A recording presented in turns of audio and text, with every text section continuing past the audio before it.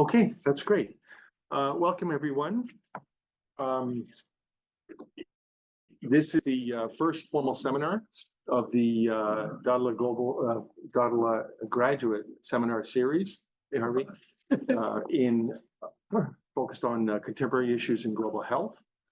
And I'm delighted that our first speaker will be Eric Kennedy. And Eric is going to talk about how we approach wildfire in the context of community adaptation and government response. He will do that in the context of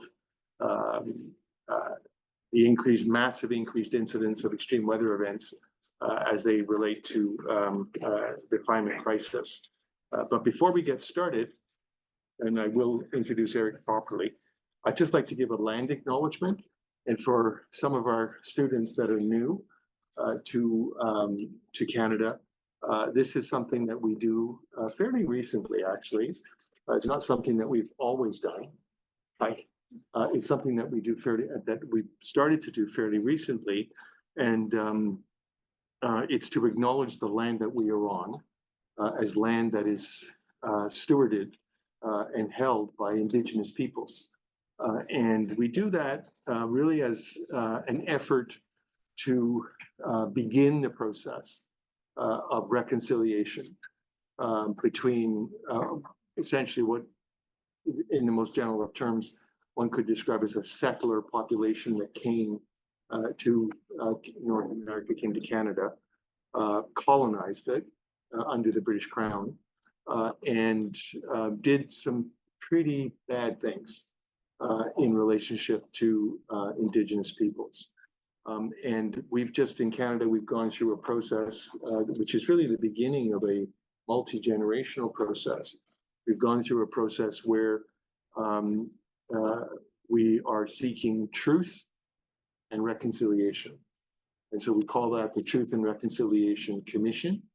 And from that commission has come many initiatives around the country that are very good. And this is one of them. And that is now in virtually every academic institution around the country, and in very many other settings, formal meetings begin with a land acknowledgement. And so I'm just going to do that in the most simplest of terms. But before I actually talk about where we are, it's a hybrid event. So there's some people online, there's some people physically present. It's quite important to those people who are joining us virtually that they take a moment to acknowledge the land, the physical land that they are on, and show gratitude and respect to that land. And so today we are here on York University campus in Toronto. This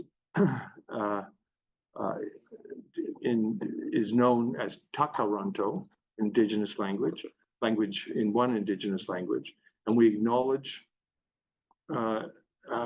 its current treaty holders, which are the Mississaugas of the Credit First Nation.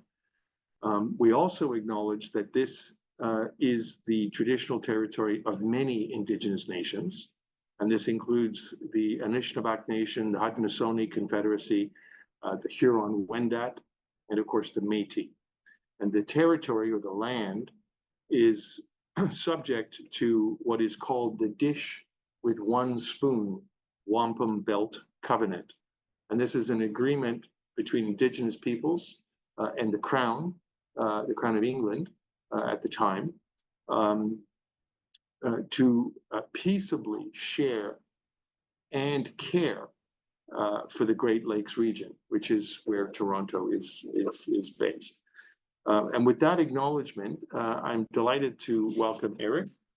Thanks for having me. And Eric Kennedy is an associate professor of disaster and emergency management here at York University.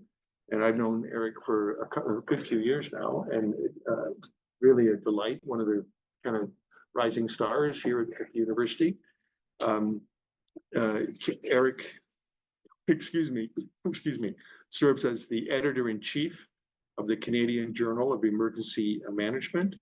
And he's also the, I think you're a director, the director of the York University Emergency Mitigation, Engagement, Governance, and Response Institute, which is more simply known as Why Emerge, which focuses on, I'll just read that again to you. So it's called Why Emerge, and it focuses on emergency mitigation, engagement, governance, and response.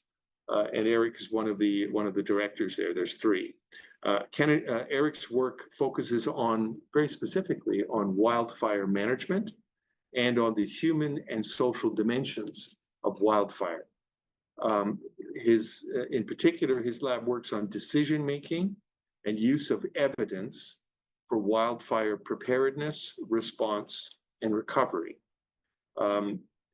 Eric conducts extensive work in the context of wildfire management and explores how communities and governments can better prepare for a changing climate and increasing fire load. He's also led a national COVID monitoring project, as well as a whole series of other really path-breaking research initiatives. The thing that strikes me very much about Eric's work and how he approaches leadership at Why Emerge, very practically oriented and very critical problem-solving oriented. And that is, in the world of academia, as many of you know, I hope, or will soon come to know, that is quite rare, that you get a person who has a great grasp of the core domains of knowledge for his particular area of disciplinary focus, and yet is very pragmatic in terms of the orientation that he or she brings to the work that they're doing.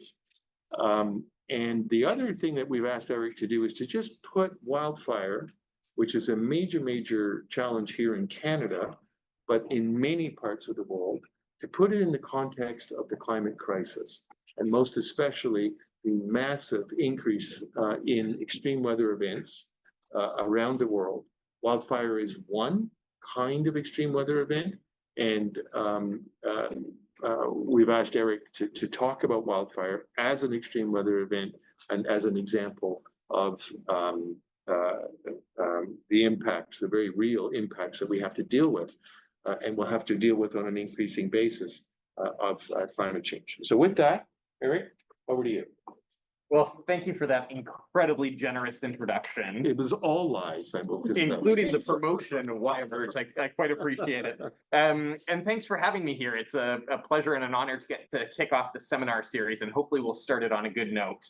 As I was introduced, really, I'm a pyrosociologist. I care about how fires and people interact. People in communities, people in leadership roles, government, policy. And so I do a lot of my work at that intersection of the human and social dimensions of fire. And fire for me becomes a way to both do that practical work, and we can talk about that later, because basically every project I'm doing now is with a fire management agency or with a fire affected community. And I think that's a really exciting way to go in your own work. And so we can chat about that.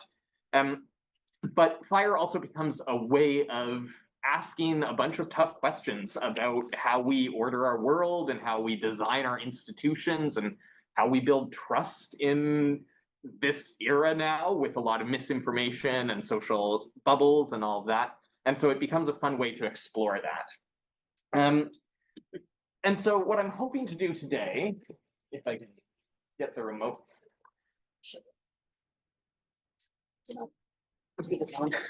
No worries. What I'm hoping to do today is to explore a bunch of different dualities and tensions in fire, a bunch of things that don't have easy answers, and use those to get into questions around climate change, around planetary health, around human and social health, around institutional health and trust in our communities and the health of society as a whole. So there you go. Amazing. Thank you.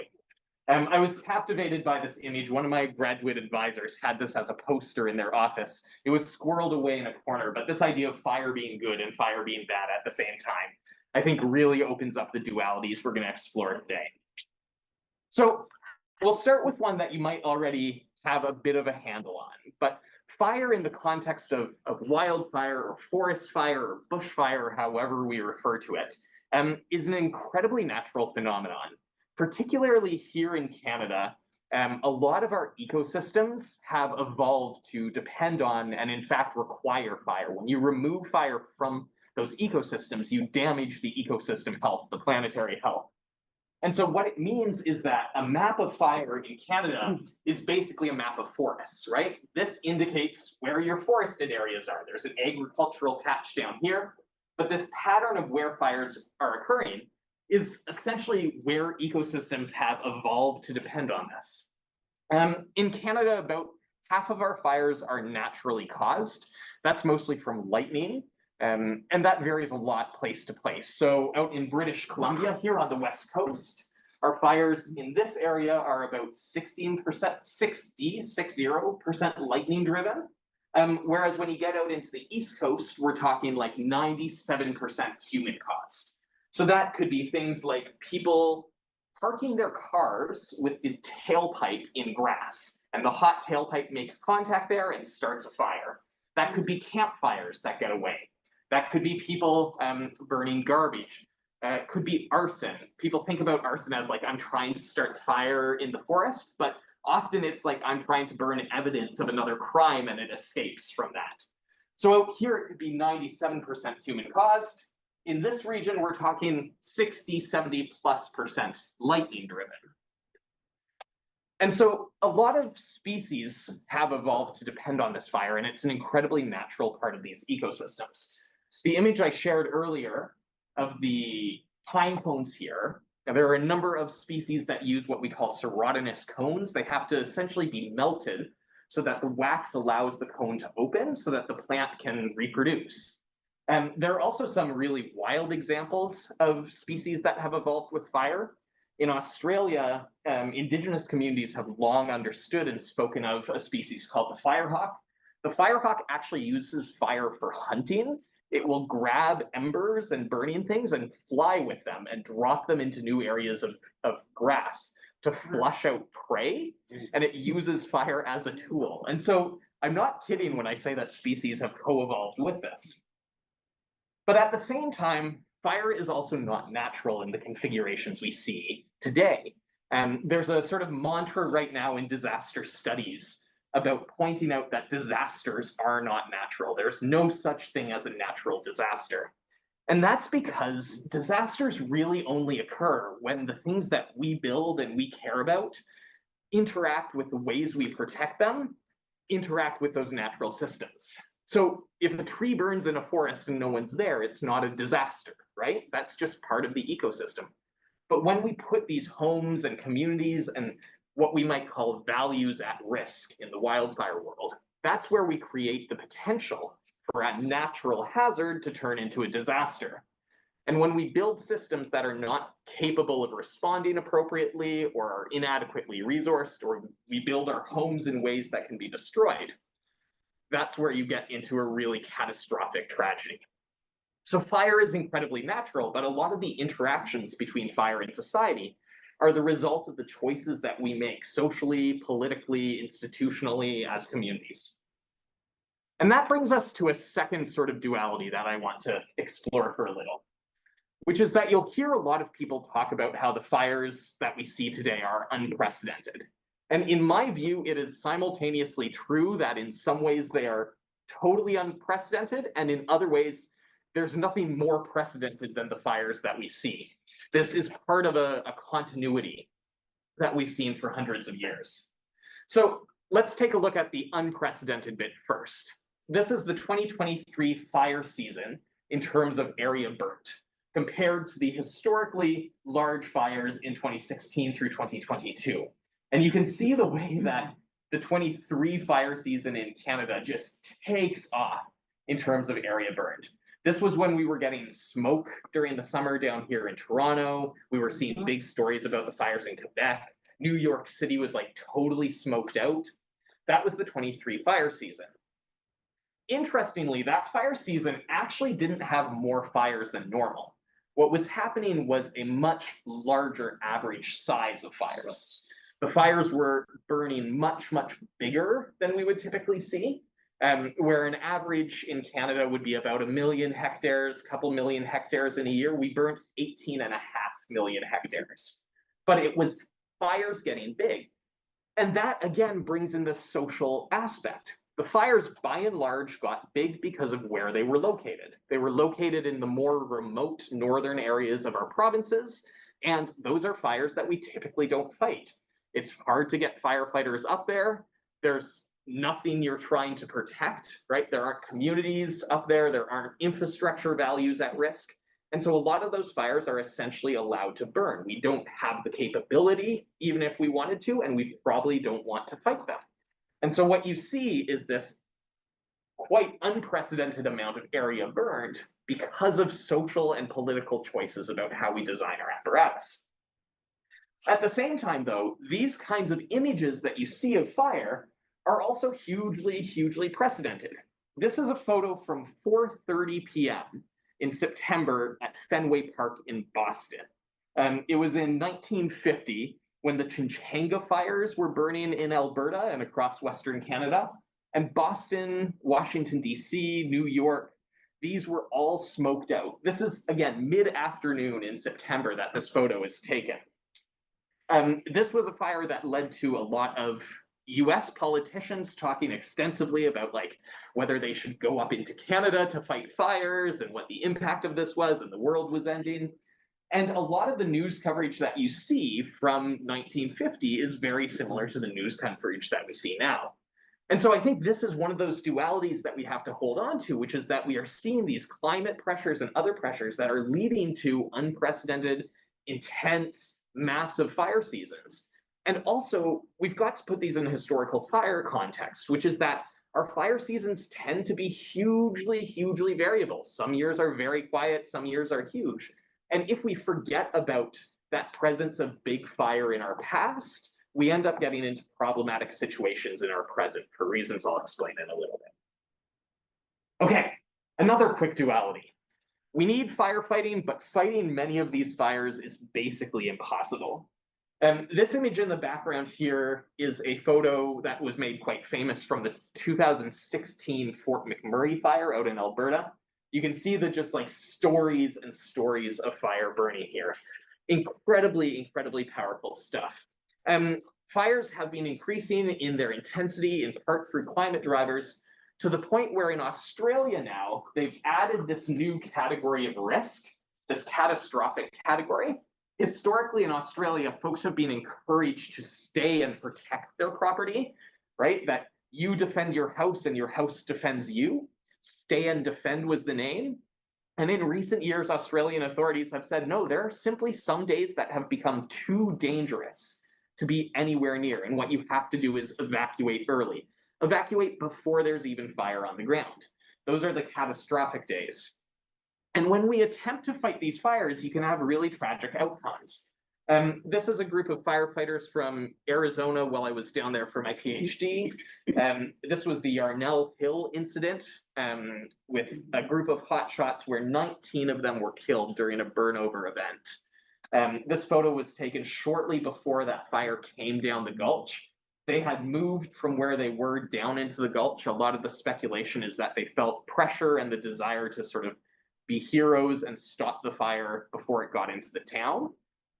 And the reality is that we just do not have the capacity and the capability to put an end to these fires. Many of them are so powerful that you're now beginning to see overnight runs of fires. Historically, fires would be most aggressive during hot afternoons. This was a 2017 fire in Waterton Lake National Park in Alberta that ran at a speed of 1 kilometer every 5 minutes in the middle of the night because of the intensity. And so the reality is that there's simply no fighting fires that are this intense. There's no way you can put crews or airplanes in the path of a fire and expect any outcome other than tragic loss of life.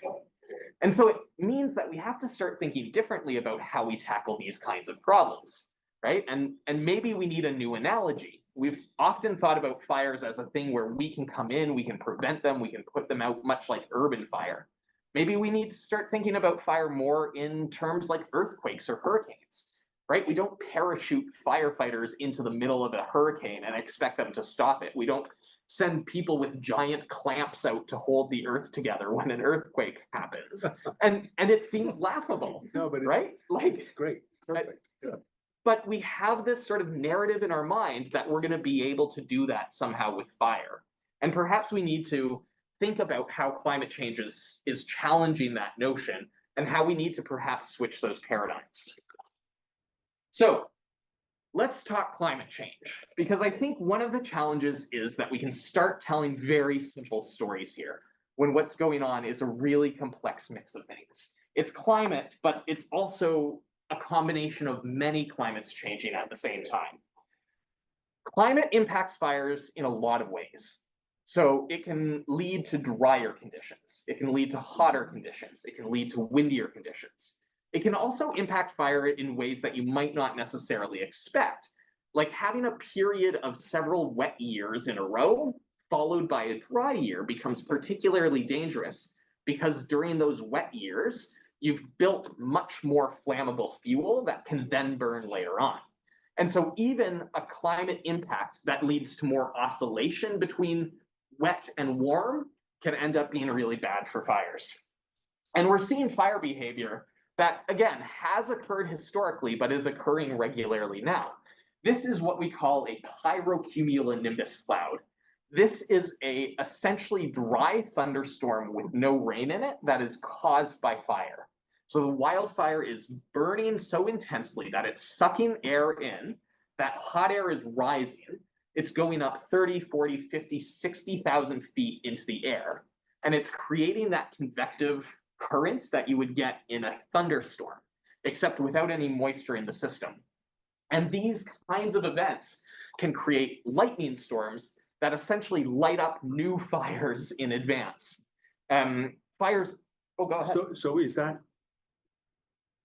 cloud smoke, or what we would call, what we look at as a cloud, but it's actually made up of smoke, microparticulate matter? Yeah, so or is it condensate? There's no condensation in there. it's a combination of the two, but at much lower levels of condensation than you would normally see. Therefore not precipitation. Yeah, you end up getting a lot of dry lightning occurring here where it's not accompanied by the precipitation you would normally see. And you can be talking about new fires being lit in advance of the fire that caused this pyrocumulonimbus, like 20, 30 kilometers in advance.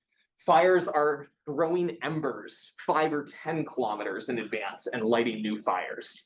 And so really aggressive behavior. But the point I want you to remember is not that climate is making fires worse.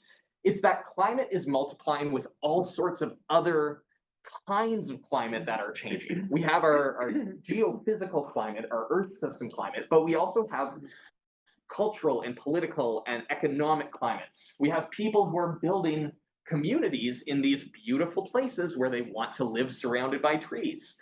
We have economic climates that are changing how much we're investing into fire services. We're seeing the emergence of private fire services where rich people will have a private fire brigade to protect their house through their insurance company. We're seeing all of these climates changing simultaneously, and it's the multiplicative effect there that is kicking our butts. It's not one of these problems, it's the fact that they're all multiplying on each other. There are also historical problems, and I appreciated opening with land acknowledgement because one of the historical problems is the ways that we've changed how we use fire. So traditionally in Canada, fire was used by Indigenous communities, burning for a number of reasons, burning to protect their community, burning to clear area for particular kinds of harvest or hunting, burning as a cultural practice. This was laying down more fire on our landscape. And as colonizing governments came in and said, we have to take fire away from Indians, right? We can't let native peoples burn anymore. There was quite a lot of racist language involved with this taking the fire out of those communities. That created a buildup of fuel that we're paying for now, right? As we went through the 50s, the 60s, the 70s, and saw a more and more militaristic approach to firefighting, where the idea was put everything out immediately, that creates a buildup of fuel. And so this effort to suppress fire ends up coming back and getting us in the rear end because we've left all this fuel.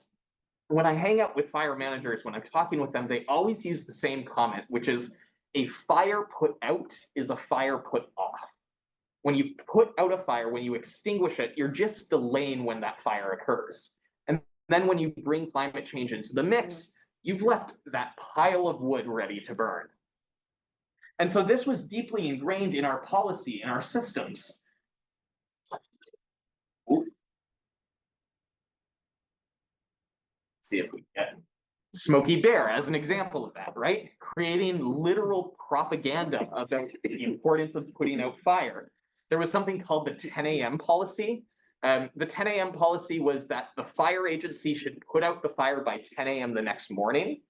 And if they don't put it out by 10 a.m. the next morning, the new goal is to put it out by 10 a.m. the morning after that. And if they fail, 10 a.m. the morning after that. And if they fail, 10 a.m. the morning after that. Right? And the policy was just put it out, put it out, put it out. Stop the fire, stop the fire, stop the fire. And so this excess of fuel buildup, getting these dense forests with a lot of material in there, creates the condition for catastrophic burns. And you augment it when you have things like pests. So as climate change impacts where insect populations are and brings in invasive species, these things can add to the fire regimes as well. Okay, there are a couple more of these dualities I want to talk about, and then I'm going to throw it open for questions. So please do feel free to hang on to things you want to talk about in a couple of minutes here. So one more duality that I think is critical is this notion that fire tells us that we can all play a part, but what's going on is actually systematic. And I think this underpins a lot of really big challenges in health and emergency management more broadly. This tension between should we be dealing with things as individuals or should we be dealing with things as a collectivity, as a together as a community? And fire, I think, offers some of these challenges. So a lot of the language in fire right now is about getting individuals to do their part. An example of this would be Fire Smart. Fire Smart is a big national education campaign. The goal here is to get people to create defensible space around their houses, cut the bush back so that they're able to be a little bit more protected. The problem is that we know the majority of home ignitions are not from direct contact. They're from embers. It's from a tiny little ember that lands in your eaves trough or goes in an air vent or gets under your deck or into the wood pile beside your house. It's that ember that gets into your chimney or your shingles. And so what ends up happening is that these ember storms ignite homes, which then produce more embers and ignite other homes. When you look at Fort McMurray, at Jasper, we haven't seen the data yet for Jasper, I should caution, but it will almost certainly say the same thing. What we see is some home-to-home, building-to-building transmission. And so this becomes a collective action problem. It's not about, did you get your property safe? It's about how do we make the whole community safe? Because if you don't do your part, then I end up at risk. And so it becomes a collective action problem instead. And so I think this tension of do we deal with big societal problems as individuals? Because yes, there are things you can do, right? You can fire smart your property, you can get vaccinated, you can do this, you can do that. But at the same time, there are these systematic features of the problem. And how do we create institutions that are able to tackle both parts at the same time? Okay, I have one last duality that I want to talk about before we wrap up here, which is that we've chatted a little bit about the idea of good fire, that we need more burning actually, because that's what reduces some of this risk. If we burn regularly in small fires, we get rid of the fuel before the big catastrophic fire occurs on that really hot, dry, windy day. But the thing that keeps me up at night these days is to do with fire smoke.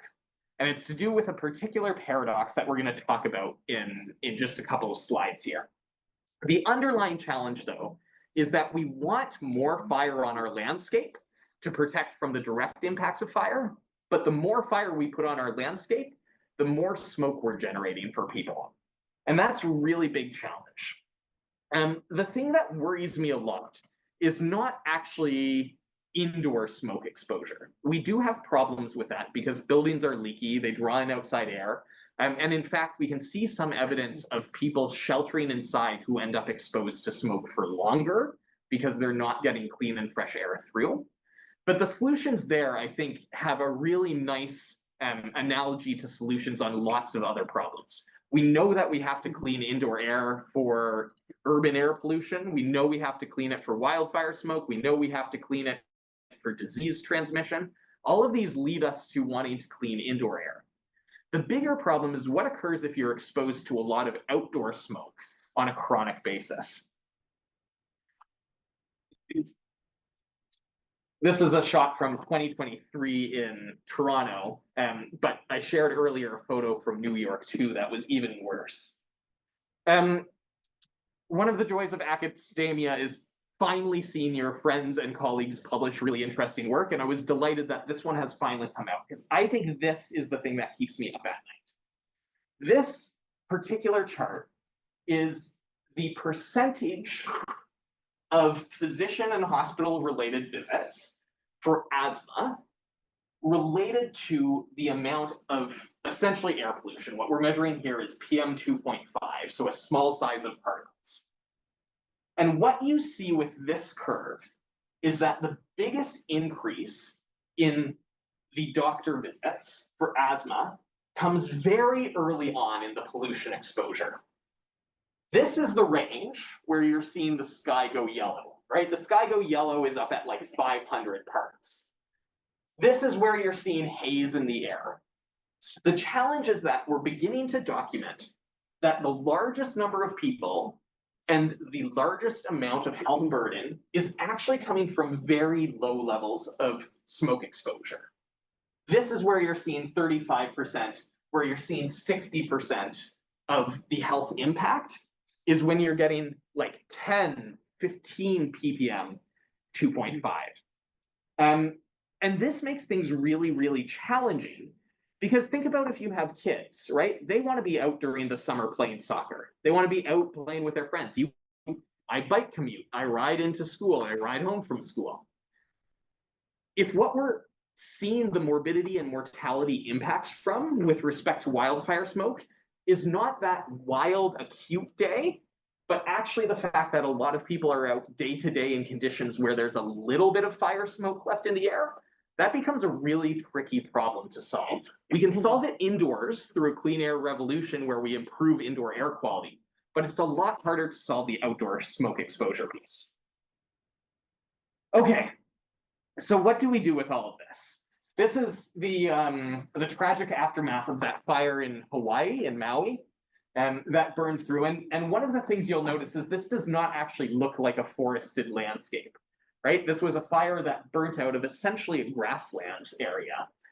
It was a fire that was originating from another social and political cause. So started by a power line and burning through areas that used to be plantations, but have since been abandoned. And that abandonment let essentially conditions grow where fire could spread quickly. And it spread from those grasses into the community in house-to-house transmission that resulted in the burn that you see here. So what are we going to do about this? Well, I think part of what we have to do is this paradigm shift towards thinking about fire as inevitable rather than something to prevent. There are always going to be important prevention pieces, but I think we have to start thinking about it in terms of how we think about earthquakes and hurricanes, right? It's a thing that's going to occur that you can't necessarily stop. And so we might have to start changing the ways we build buildings. It's not necessarily sustainable to go out and foam down every building beforehand or try to extinguish fires. We might have to build new kinds of homes, new kinds of structures that become more resilient.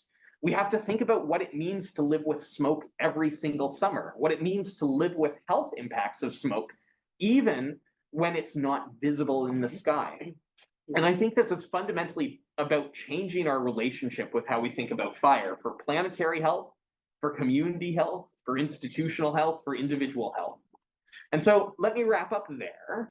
And hopefully you have some questions or things you want to talk about, and I'll pass it back to you in case there are other issues that you want to pull us into to talk through in the seminar. But hopefully this has given you a bit of an introduction to the world of wildfire and why I think it's a compelling topic in both the health context and the emergency management one. So thank you. Thank you very much. So that is a perfect example of a local issue that has global causes and conditions that actualize in a very specific context, and that the mitigation of which is embedded in the complexities that you described. So there are biophysical complexities, ecological complexities, there are political complexities, cultural complexities, and economic complexities. And it's a perfect example of that. And so in this seminar series, it's a seminar series focused on contemporary issues in global health.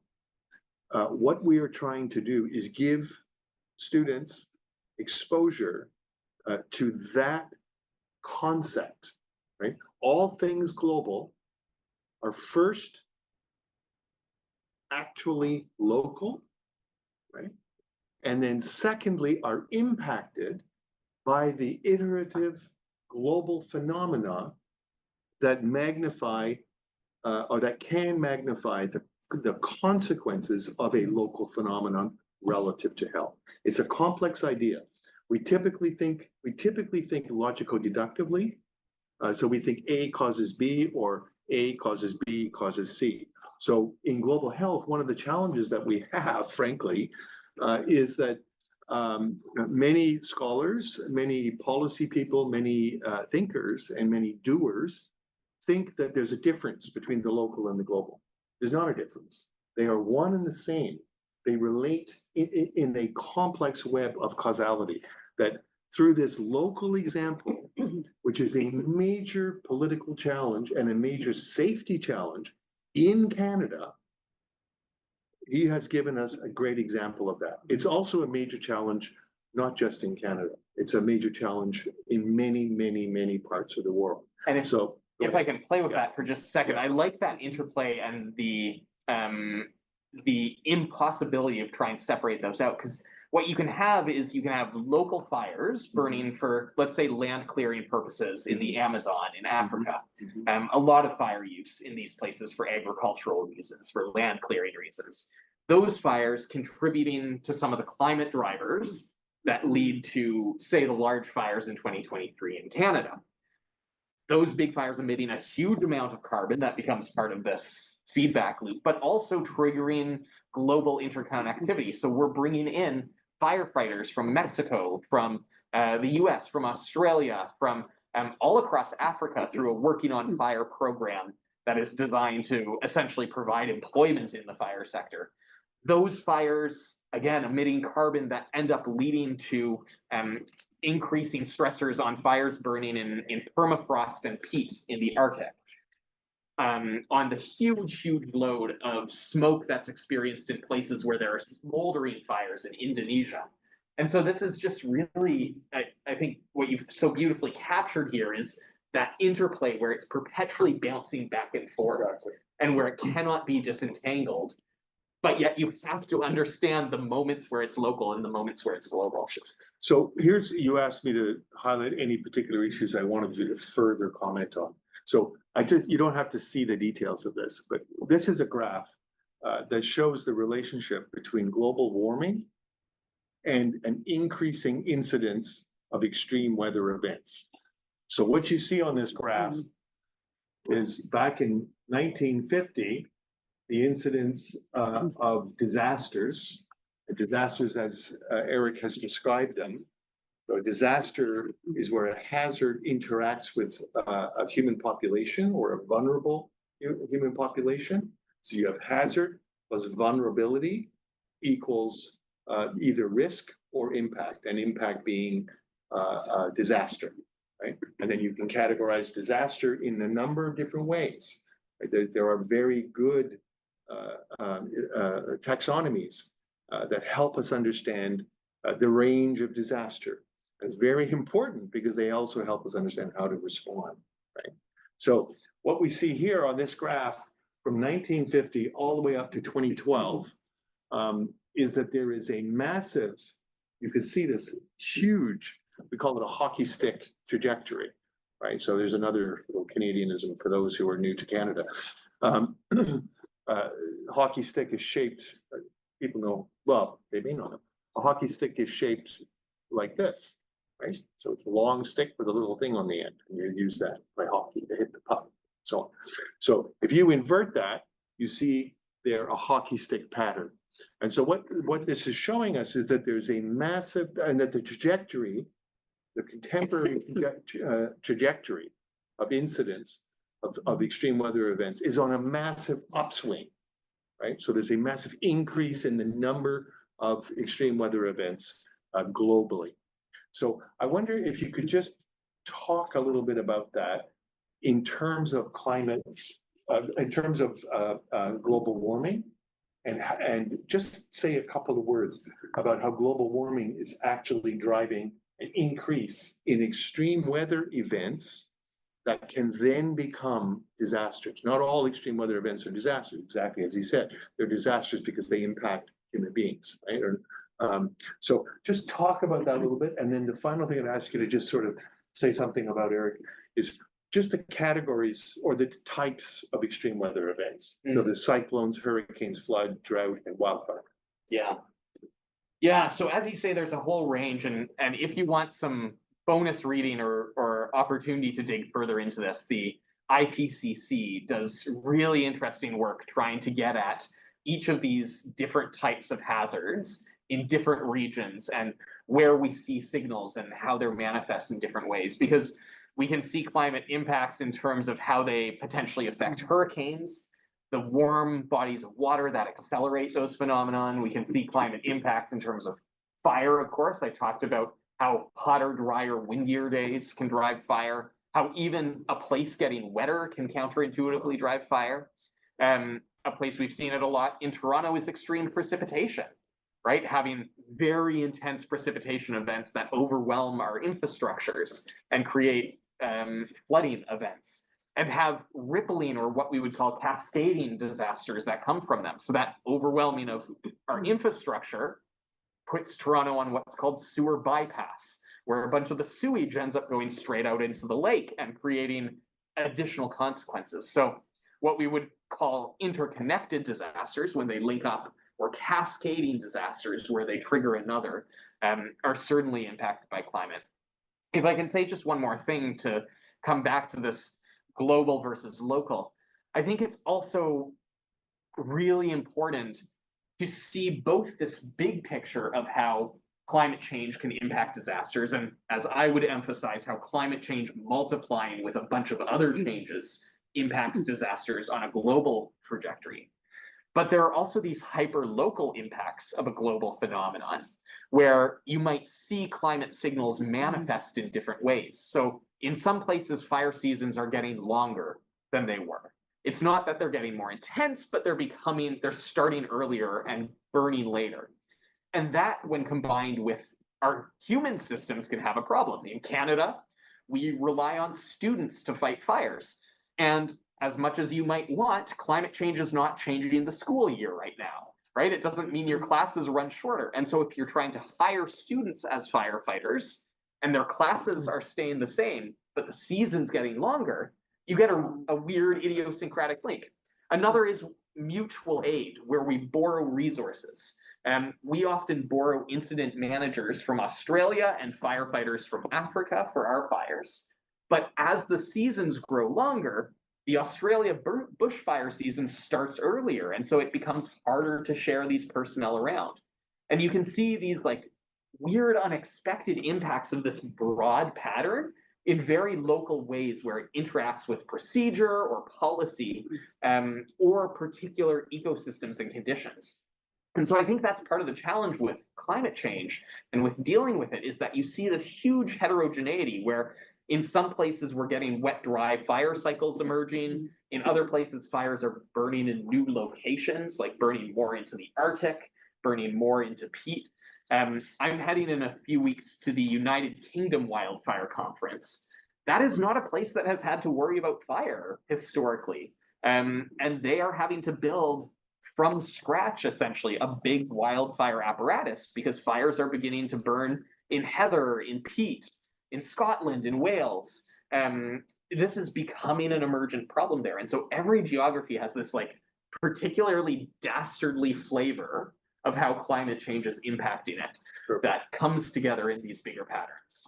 So what Eric has described is the kind of the detail of a particular phenomenon, wildfire.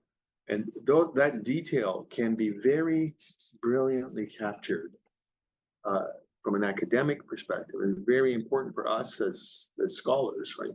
That can be very beautifully captured in a thing called complex adaptive systems theory. And it can also be a similar theory is systems dynamics theory.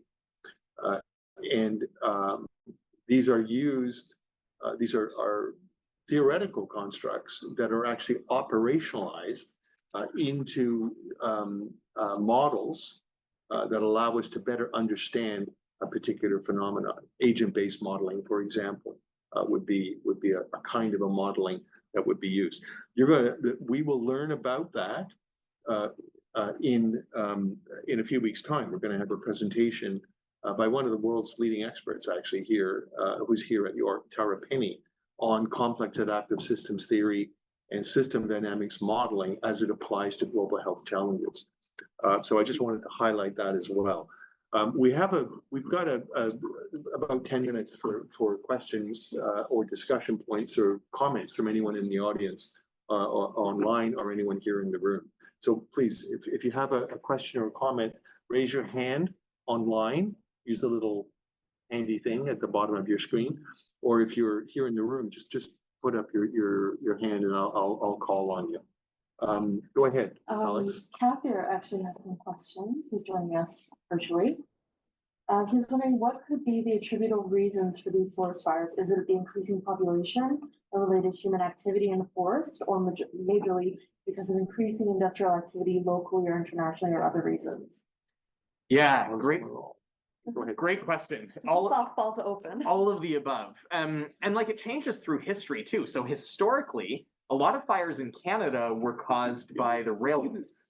The railways were notorious for stuff coming out of the exhaust, for hot metal shards coming off of the rails. And so if you put up that map of fire in Canada, you would like distinctively see the rail lines running across the country.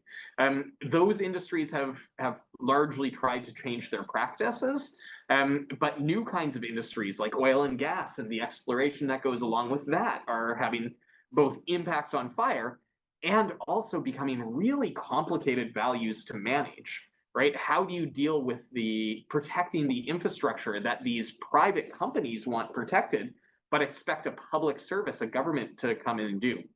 So as I mentioned earlier, about half is from natural causes. That's entirely lightning. Technically, you can have some like spontaneous combustion or volcano combustion happening, but it's basically all lightning.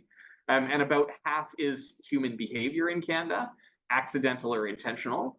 Globally, a lot of it is to do with agricultural land clearing still. There is a lot of fire that is used by people for either improving the conditions on their particular farming areas or for increasing the size of their farming areas. And that leads to a lot of fire as well. Please go ahead, Richard. Nice. One thing too, by the way, just as a general thing, in this room, the acoustics are not good.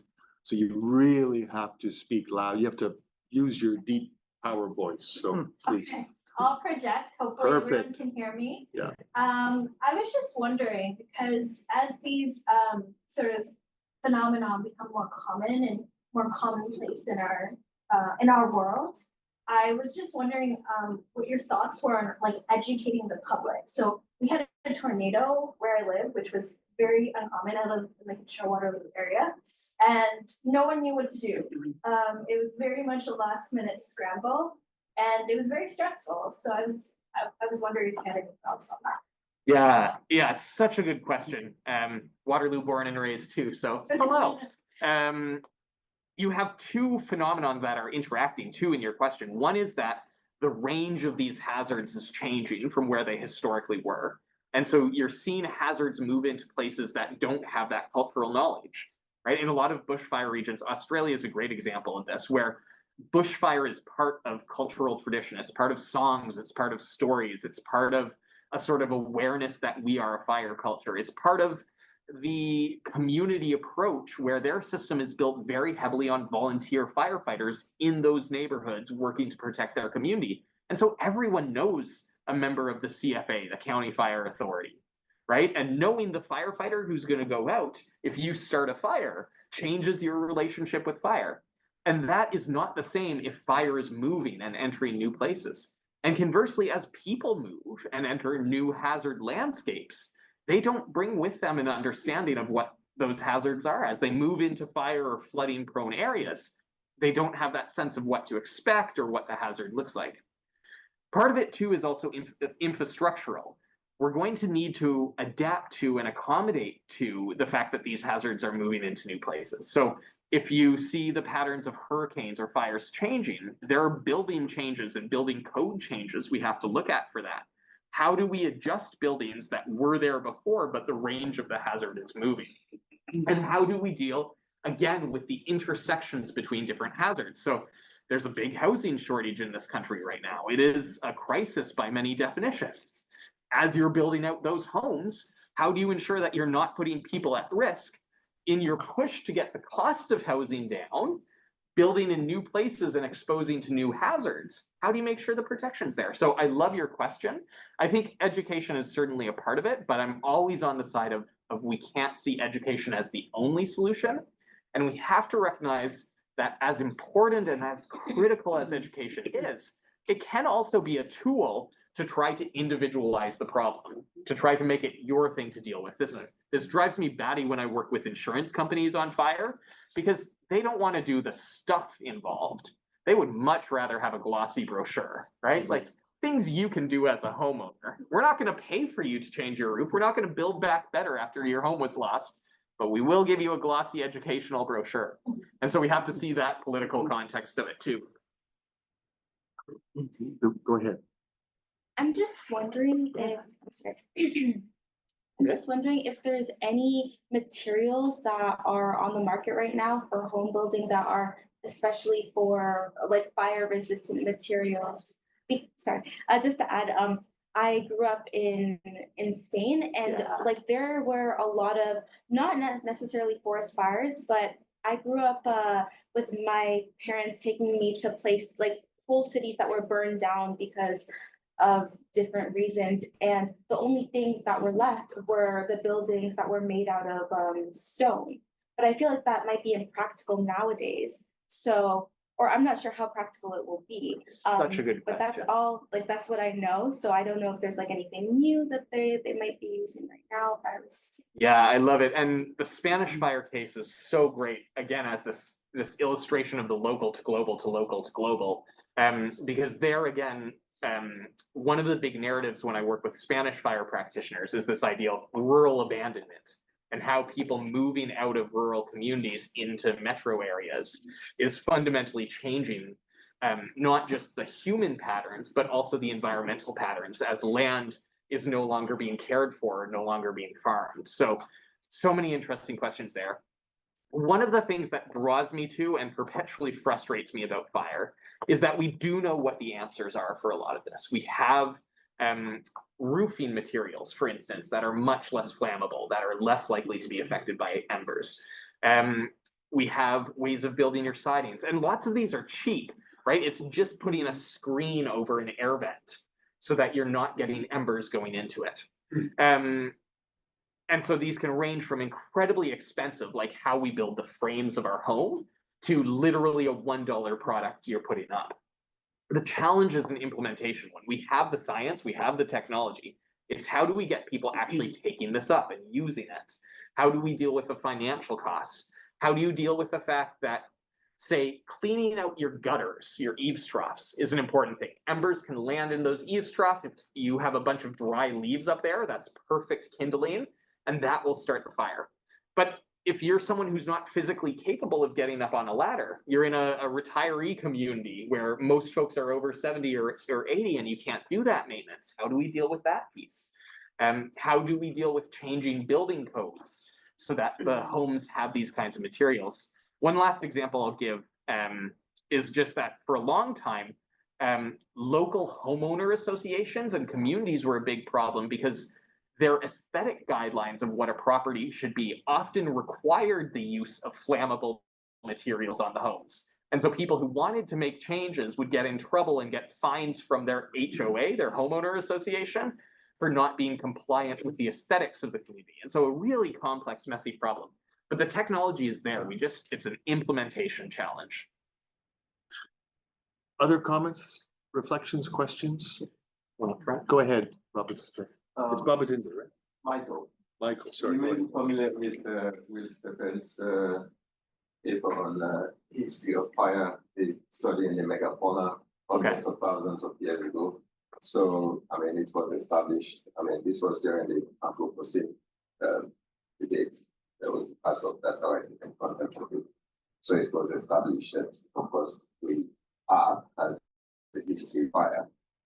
And so this is just a continuation of what had come before, and that was the evidence for that was from looking at the megafauna from way back when. So the question, given that history, is whether the focus on fire. I'm just inviting a comment to this, whether the focus on fire is misplaced when you consider the fact that we had that history. So we're and also going back to your point earlier on that if a fire happens in the forest and no one is there, then it's not a disaster. So should we really be talking about fire or something? Yeah, I think it's a great question. And there's a key figure in the field, Stephen Pine, who recently wrote a book called The Pyrocene, where he makes the argument that it shouldn't be the Anthropocene, it should be the Pyrocene, because fire is the defining feature on this sort of epoch level. I think that long history is important, and holding that tension between the fact that things are getting worse in an acute way, but fire has always been a defining characteristic of our planet, and we want more good fire, but there's no way to have just good fire without having bad smoke, and that this is bound up with histories of how we treat indigenous communities. This is bound up with hyper militarization. I don't think I have the slide in here, but there are still states in the US that use prisoner firefighters, right? And tied up with criminal justice and the prison industrial complex and all of that. And so I think with fire, it is one of these issues where fire is eternal and fire is acute at the same time. And we have to figure out how to grapple with that in more productive ways. So I love the question and I love the reminder. Thank you. Okay, and there's no further comments or questions. Oh, go ahead, Harvey. Anyway, fantastic opening of the series, Eric. Thanks. And you so beautifully contrasted individual versus a collective. What a great example. And I'm just halfway through reading Valen's book on fire weather, and it's opened my understand. I just really just things you're touching on. I recommend that. I was with John on his very first field trip as he started that book. And I remember as a kid, Smokey the Bear and saying only you can prevent forest fires, and that had some impact on me. Ultimately, we know education rarely influences behavior. Financial incentives do, social comparisons do. If you look at one example in public health that we had to have major success is another version of fire, it's cigarette smoking prevention. We had first studies, 1953, British doctors showing smoking influence on instead of cancer. So we got that research going. But not much was happening till in the 80s, because then if I want to smoke, that's my right, stand off right. In the 1980s, we started getting research showing secondary smoke impacts. So if your smoke is influencing me, if I'm working in a bar or restaurant, mother smoking profoundly influence prenatal and postnatal. That shifted public understanding that it's a collective, that your smoking is harming me. So that in the 1990s, I remember John Rockmere was kind of one of the leaders in basically shifting our policy on increasing cost taxation and advertising. And in the developed countries, that made a huge kind of drop in smoking. So I'm trying to figure out here how we can convince public understanding and again in financial incentives so that we will build fire smart or renovate fire smart. We're just in the middle now of doing energy smart in other place, right? And they're so interconnected. But it's getting, ultimately, we have to get into policy change and we have to influence politicians, but it's based, they want to get reelected. So it's shifting public understanding that there's a social responsibility connectivity and how my neighbor is living, building their home is influencing me. So knowing your thoughts, and I think it's a good example of how we had impact. We want to learn from that success and what we might do in some parallel ways to shift collective understanding and get into collective actions through policy change. So that's going to have the most impact. Yeah, what a great question. And we could talk for hours on this one. So I'll try to just share a couple of quick thoughts and then invite ongoing communication. And with everyone too, my email was up on the screen at the end, but please feel free to reach out anytime. It's just ebk@yorku.ca, or I'm sure you'll teach them how to navigate Atlas at some point. So there are a lot of levers to play with here. I think one of them that's really important is standards, because building standards and building codes, those kinds of tools, they're really not the sexy part of doing this, but they're the critical long-term piece to making sure that we have good quality indoor air, that we have buildings built in a way that's more safe in these fire environments. So I think that's one piece. Another part that we have to really tackle is that the insurance companies are so keen to talk about building back better after disasters and so slow to move on the actual mechanisms of how we do this, how we make sure that when someone has been affected by a natural hazard or a disaster, that we're not just rebuilding the same risk in the same way in the same spot. And so I think that's another piece. You'll also see efforts to change the narrative. So Fire Smart has a new mascot that they're trying to challenge Smokey the Bear with, who is Ember the Fox. And Ember the Fox reads on a bunch of levels because it's about educating people that embers and not direct flames are a risk, but also the notion that embers, as in lighting fires, can be a good thing, that this is part of a broader system, and that it's less about only you can prevent and more about a fire or a fox where fire is part of the living identity in a relationship. So there's an attempt to sort of change the cartoon animal framing of this. I think it's going to be an all of the above, and there is not a singular answer. The last thing I'd recommend, if you haven't checked out Naomi Oreskes' Merchants of Doubt about the tobacco industry and their impact during that time, I would highly recommend that as a great read. Great question. Let's talk more. And to everyone, please do feel free to drop me a line. Professors are easy to look up on the York website, and so you can find all of our profiles there, but very happy to talk more about the intersections of disasters and global health in a multitude of different ways. And if you have any interest in fire or smoke, I would love to chat with you too, but no matter where your interests lie, open to an email. Excellent. So I will say also the Why Emerge ORU, Organized Research Unit here at York, has had and has planning now in place for an outstanding seminar series on disaster risk management and all of the other words that are somehow made up in the acronym Why Emerge. And I just urge you to get on that listserv. And you can attend as you see fit. It's one of the great resources actually here at York. There's a lot of things going on, and the best way to I'm speaking to the new students here. The best way to learn about that, or to learn about what is going on, is to get on the listservs for the entities that you think you might be interested in. So with that, I'm just going to thank Eric for a really, as Harvey said, a great beginning, a great presentation on local and global and the complexity of relationship and how we might think about that in terms of health and global health. I will just mention that if anyone is interested, there's a series of papers on we call them the Summer of Smoke.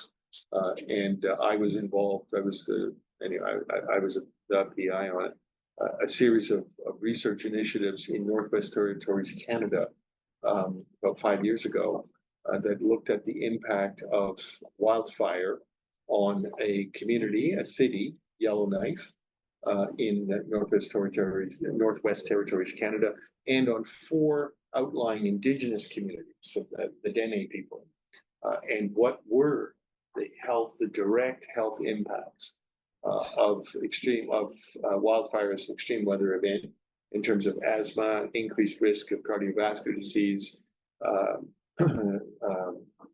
irritation, the upper respiratory system, disaster, heightened risk to chronic disease because of a disaster scenario where people are moving and have less access to healthcare, and so on. And this we correlated with PM25 air quality data over an extended period of time. It's one of the rare, really good pieces of research that actually looks at a very specific case. And then the other thing that we did was we mixed quantitative with qualitative data. So we did a whole series of individual and then community-based interviews with individuals and with groups of people to better understand the subjectivities of the reality of wildfire and its impact on their sense of being as individuals, but also as communities in a broader context. So with that, I'd just like to thank Eric again for a really that was perfect. That was great. So thank you so much. Next week's so thank you. Next week's seminar will be by Professor Saptarishi Bandyopadhyay, and it is appropriately titled, "Are we at a hinge moment where multiple crises may converge, and who decides, and why does it matter?"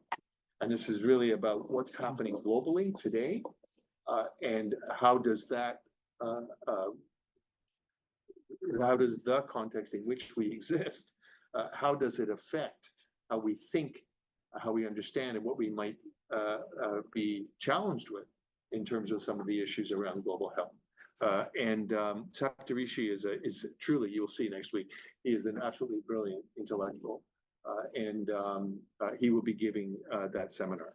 So with that, again, thank you, Eric, and we'll see you next week.